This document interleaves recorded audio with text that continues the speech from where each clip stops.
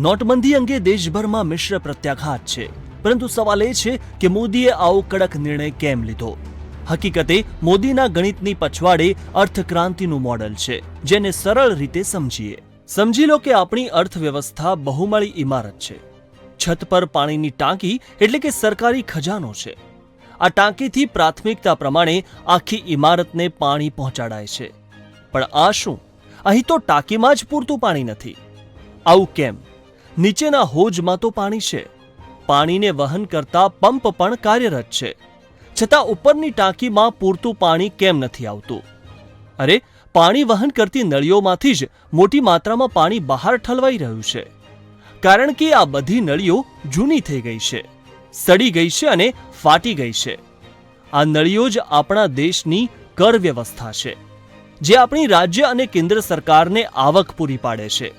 આ લીકેજથી એટલે કે કર ચોરીથી કાયદાકીય અર્થવ્યવસ્થાને બદલે સમાંતર અર્થવ્યવસ્થા મજબૂત થઈ રહી છે, અને આ સરકારની ગંભીર ત્રુટિ બની છે.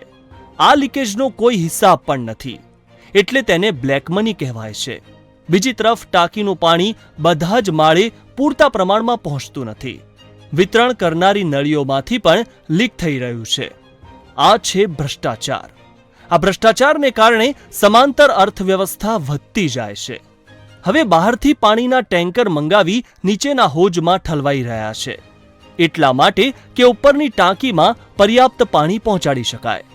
પણ મજાની વાત તો એ છે કે બહારથી લાવેલું પાણી લીકેજમાં વધારો કરે છે, અને એનું જ તો પરિણામ છે નવા કૌભાંડો. હવે જુઓ, સમાંતર અર્થવ્યવસ્થા કેવી રીતે ભૂમિગત અર્થવ્યવસ્થામાં પરિણમી ભ્રષ્ટ રાજકારણ, તંત્ર અને ઉદ્યોગોને વેગ આપે છે. દુર્ભાગ્ય તો એ છે કે દેશના 60થી 70% લોકો પાણી માટે ભૂમિગત અર્થવ્યવસ્થાને છેડે ઊભા છે, જેને ઉપરની ટાંકી એટલે કે કાયદાકીય અર્થવ્યવસ્થાથી પાણી મળતું જ નથી. આગળ તો મામલો વધુ સંગીન છે. આ ચહેરો દેશ વિઘાતક ભ્રષ્ટ શક્તિઓનું પ્રતીક છે, જે ભૂમિગત અર્થવ્યવસ્થાથી પોષિત થઈ રહ્યો છે.